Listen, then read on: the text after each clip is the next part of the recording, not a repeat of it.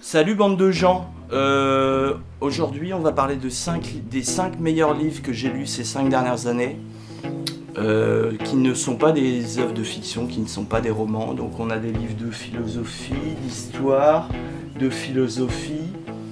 D'histoire, de Non, philosophie non. et d'histoire. Non, philosophie, anthropologie, sociologie, prémices de la sociologie. Bon, bref. Des cours, quoi. Premier livre, des cours. Comment ça, des cours? Bah, on est de retour à l'école. On est de retour à l'école. Alors tout de suite, alors voilà, bah bravo, hein. Belle mentalité. On peut pas lire des gros livres, des très gros livres. Là, c'est plus un gros livre, là, c'est un truc pour caler sous le. Tu sais, ce meuble-là qui est bien bancal en bas, bah voilà. Donc Antifragile de Nassim Taleb. Oh non, mais c'est quoi ce titre? Antifragile, tu sais ce que c'est antifragilité, toi? Bah, ça me donne pas très envie, quoi. Pourquoi? Bah, C'est vachement antifragile. intéressant d'être antifragile. Bah, moi, je suis plutôt team fragile, quoi. Allez, les hypersensibles, allez, les fragiles, allez. Mais déjà, on parle pas de la fragilité des gens là-dedans. Ah, bah, je sais pas. Ce n'est pas un livre de développement personnel, c'est un livre de philosophie. Ah. Ce qu'il entend par l'antifragilité, c'est, imagine un carton. Un carton pas solide, donc un carton fragile, c'est tu mets un coup de marteau dedans, il se perce. Tu peux l'écraser avec ton pied. Maintenant, un carton solide. Un carton solide, tu mets un coup dedans, il se passe rien. Tu peux mettre autant de coups que tu veux dedans, il se passe rien. C'est pas ce qu'il explique, c'est que la solidité, ce n'est pas l'antifragilité, ce n'est pas la même chose. Il est parti du constat que on n'avait pas vraiment de mots pour définir l'inverse de la fragilité. C'est-à-dire qu'un système qui est antifragile, imagine un carton, tu tapes dedans, et bah il grandit. Tu remets un coup et il grandit encore. Et il devient de plus en plus fort à chaque fois que tu le tapes. Comme toi, quoi. Moi, à chaque fois qu'on me tape, je deviens de plus en plus fort. Exactement. Voilà, et donc c'est une thèse qui est passionnante et il réfléchit à qu'est-ce que ça signifie dans l'antifragilité en termes de plein de choses, de physique, de phénomènes de société, d'économie, de plein de sujets. C'est très intéressant. Et pour les nous, genre quelqu'un qui s'y connaît pas en philosophie, en sciences. Et bah honnêtement, c'est pas chiant à lire. C'est pas vraiment. Il prend plein d'exemples. Il y a de l'humour. C'est un style d'écriture très moderne. Et c'est pas du tout chiant à lire pour le coup. Vraiment, c'est pas de la. Oui, c'est gros, c'est dense. Il y a énormément d'informations. Mais je dirais pas que c'est facile à lire. Mais c'est pas non plus. On est très loin d'un truc dur à aborder. On n'est pas dans du Kant ou du Hegel ou je sais pas quoi, tu vois. Mais ça reste de la philosophie? Ça reste de la philosophie, ouais. Deuxième livre qui m'a pas mal surpris, c'est un Psychologie des foules de Gustave Le Bon. Alors en gros, Psychologie des foules, c'est le livre de chevet de tous les présidents et dictateurs du monde entier depuis le début du XXe siècle. Je pense que c'est un peu daté, ça date de la fin du XIXe siècle, donc il y a des choses qui ont dû être faites, des recherches de sociologie qui ont approfondi la chose, qui ont peut-être même remis en question certaines des thèses de Gustave Le Bon, mais ça reste extrêmement solide et je pense que ça reste une très bonne base pour comprendre la psychologie. La politique? Entre autres choses, ouais. Entre autres choses. Politique, psychologie, sociologie? C'est un peu l'ancêtre de la sociologie, tu vois, vraiment. C'est-à-dire, c'est pas encore tout à fait de la sociologie, mais il y met de la psychologie. Il se sert d'outils de psychologie, par exemple, pour expliquer comment fonctionne une foule. Je vais essayer de trouver un passage intéressant. Ok.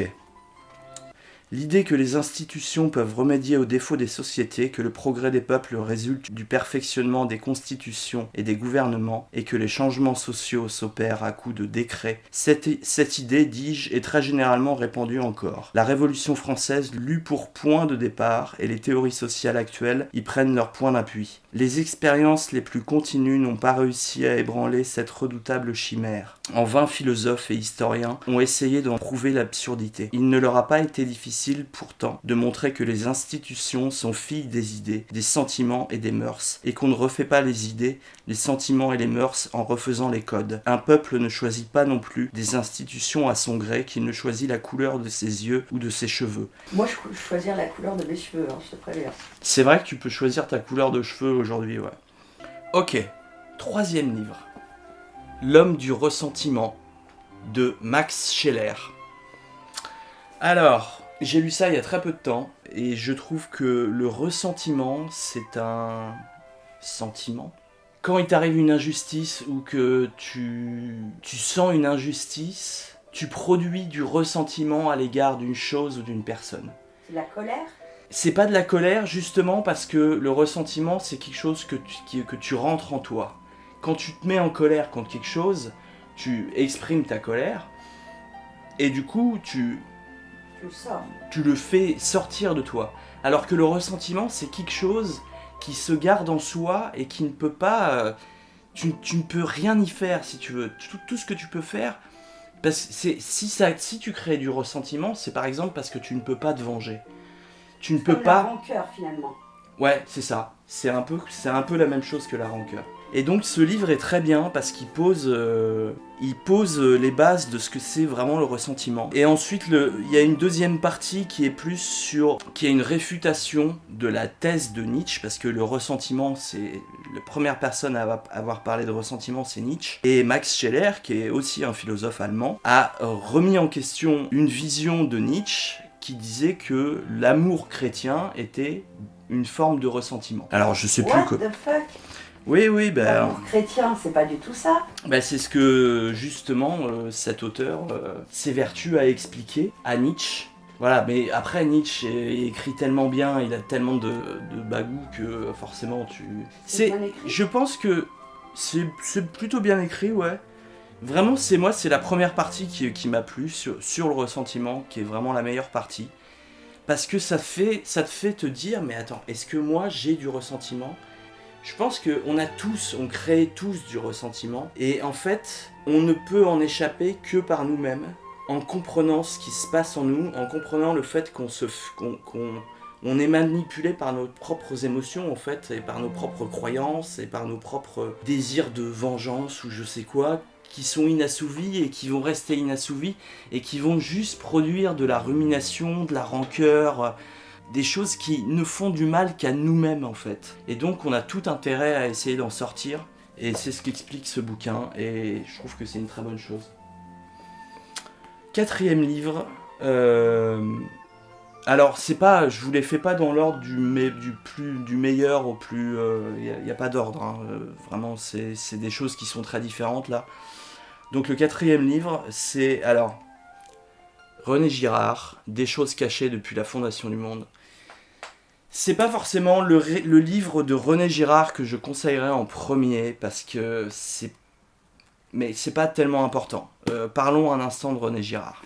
René Girard, c'est un anthropologue français qui a travaillé quasiment toute sa vie en se posant une question fondamentale qui est: pourquoi est-ce que les êtres humains s'entretuent depuis la nuit des temps ?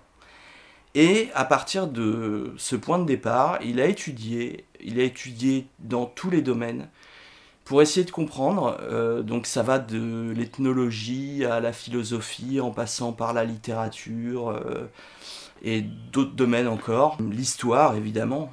Et en fait, il a élaboré une thèse qui est absolument passionnante. Je ne vais pas la développer ici parce qu'on ne peut pas parler de la thèse de René Girard en 3 minutes ou 5 minutes, ça n'a pas de sens, ça créerait plus de confusion qu'autre chose. Donc je vais vous mettre des liens. Moi je vais vous parler de mon sujet habituel, je parle toujours du même sujet, je parle toujours de la violence et du rôle qu'elle joue dans la culture humaine, au fond, et j'en parle de diverses façons, mais je ne vais pas parler au littéraire seulement, parce que j'ai toujours proclamé qu'il y avait quelque chose de scientifique dans la théorie. Et aujourd'hui, il n'y a pas de raison décisive, bien sûr, de confirmer cette affirmation, Mais il y a quand même des découvertes qui sont très proches de mes soucis sur la violence. Des liens en description. Je vous conseillerais, si jamais vous préférez le lire, lisez plutôt La violence et le sacré, dans lequel il expose clairement sa thèse, alors que dans celui que j'ai là, il revient sur sa thèse avec d'autres, avec des psychologues, avec des gens, pour éclairer son travail précédent. C'est quelqu'un d'important, il n'y a personne encore qui l'a vraiment remis en question, ce qui signifie que c'est vraiment du solide ce qu'il a écrit. Ça apporte un bout de réponse à la question. Oui. Mais donc plus... ça pourrait faire avancer l'humanité. Ça pourrait largement faire avancer l'humanité. Si tout le monde connaissait René Girard, je pense que l'humanité avancerait largement, c'est clair. Et on va finir sur un petit livre d'histoire. Alors j'ai pas lu beaucoup de livres d'histoire, mais il y en a un qui m'a beaucoup plu, qui est l'histoire de Cortés.